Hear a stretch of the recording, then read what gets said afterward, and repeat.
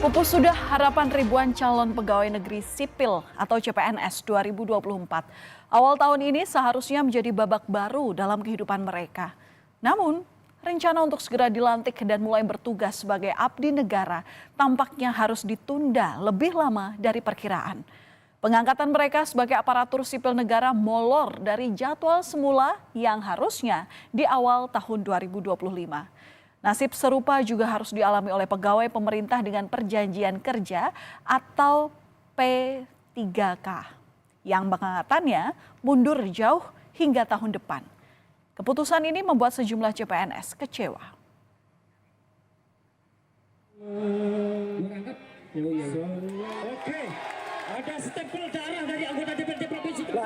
Rasa kecewa tak terbendung lagi. Pada awal pekan ini, ratusan calon pegawai pemerintah dengan perjanjian kerja atau P3K berunjuk rasa di gedung DPRD Nusa Tenggara Barat. Mereka memprotes keputusan pemerintah yang menunda pengangkatan P3K hingga Maret 2026 yang artinya mundur sekitar 1 tahun dari jadwal semula.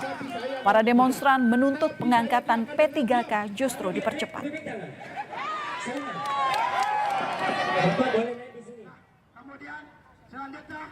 Protes terhadap keputusan Kementerian Pendayagunaan Aparatur Negara dan Reformasi Birokrasi atau PAN-RB juga didengungkan di Kendari, Sulawesi Tenggara.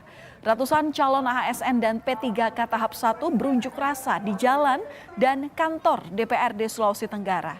Massa juga membawa keranda jenazah sebagai simbol matinya keadilan. Massa mendesak Kemenpan RB untuk konsisten dengan terhitung mulai tanggal atau TMT pengangkatan sesuai dengan surat edaran tertanggal 14 Januari 2025 yakni TMT 1 Maret 2025. Nah, kemudian selanjutnya CPNS yang mulanya dijadwalkan diangkat pada 22 Februari hingga 23 Maret 2025 mundur menjadi 1 Oktober 2025. Begitu pula calon P3K yang semula dijadwalkan diangkat pada Februari 2025 untuk tahap 1 dan Juli 2025 untuk tahap 2 diubah menjadi 1 Maret 2026. Keputusan ini kemudian menimbulkan polemik.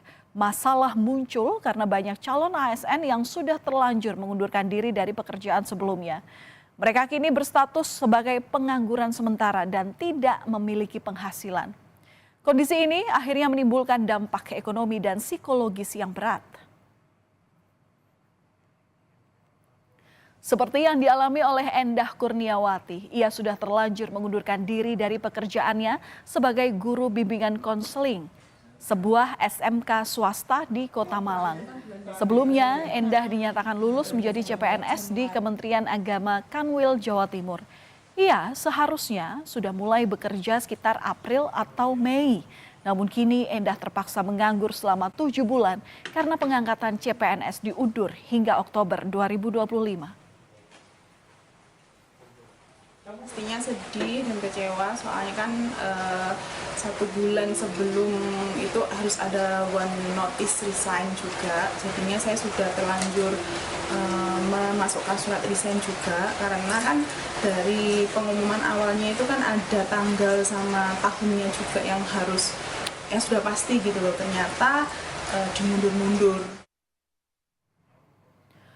Penundaan pengangkatan P3K sangat berdampak pada Danon Arya Kusuma di Pontianak, Kalimantan Barat. Arya telah menjadi honorer di Biro Umum Pemprov Kalbar sebagai supir sejak 2024. Arya pun sangat kecewa, impiannya dilantik menjadi P3K sebelum Idul Fitri batal terwujud. Apalagi mengingat usianya, Arya ini akan pensiun pada Februari 2026.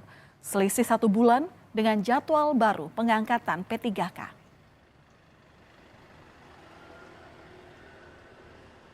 Kalau itu terjadi berarti saya selesainya itu 14 Februari, kemudian 1 Maret itu saya sudah tidak aktif lagi atau sudah pensiun.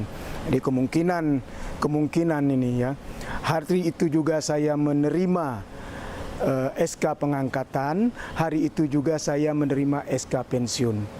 Nah, saya rasa ini secara pribadi saya sangat rugi karena persiapan saya sudah begitu lama. Dengan banyaknya para pelamar dan orang-orang yang terdampak akibat penundaan ini, jagat maya pun ikut bergejolak. Keresahan disampaikan di media sosial dengan mengunggah gambar pita hitam dengan disertai tagar Save CASN 2024 dan tolak kebijakan TMT serentak. Ada pula sebuah petisi di change.org untuk memberikan percepatan pengangkatan CPNS dan P3K tahap 1 2024. Ada sejumlah alasan pengajuan petisi, salah satunya adalah memberikan kepastian hukum dan status kepegawaian kepada para peserta yang telah lulus seleksi. Menurut Kementerian Pan-RB, kondisi data per 15 Januari 2025 ada 248.000 lebih CPNS untuk formasi 2024. Jumlah itu terdiri dari 114.000 lebih CPNS di pemerintah pusat dan 134.000 lebih di pemerintah daerah. Adapun P3K jumlahnya mencapai 1 juta lebih dengan rincian 300.000 lebih untuk P3K di pemerintah pusat dan 716.000 lebih P3K di pemerintah daerah. Jika pemerintah menunda pengangkatan CPNS dan P3K, berpotensi banyak orang akan berstatus sebagai pengangguran. DPR meminta pemerintah untuk mencari solusi untuk calon ASN dan P3K yang sudah terlanjur mengundurkan diri dari pekerjaan sebelumnya. Nah, kami pasti akan meminta pemerintah harus mencari solusi terhadap mereka yang sudah berhenti dari pekerjaannya, yang sudah mengambil, katakanlah mungkin berhenti dari pekerjaannya. Nah, bagaimana solusinya? Apa bantuan yang bisa diberikan pemerintah? Nah, kami masih akan meminta berkonsultasi dengan pemerintah agar ada bantuan paling tidak buat mereka-mereka yang saat ini katakanlah menunggu. Ramai penolakan surat edaran Menpan RB tentang penundaan pengangkatan calon ASN 2024 direspons oleh Badan Kepegawaian Negara dengan membuka peluang untuk membantu CPNS 2024 yang terlanjur mengundurkan diri atau resign agar bisa kembali bekerja di perusahaan lamanya. Kepala BKN Zudan Arif mengatakan bantuan yang diberikan berupa komunikasi dengan perusahaan lama melalui pemangku kepentingan terkait. Apabila para pemangku kepentingan terkait menyetujui usulan itu, ia akan meminta para instansi kementerian, lembaga untuk bisa mendata perusahaan para CPNS yang terlanjur mengundurkan diri untuk dihubungi oleh BKN.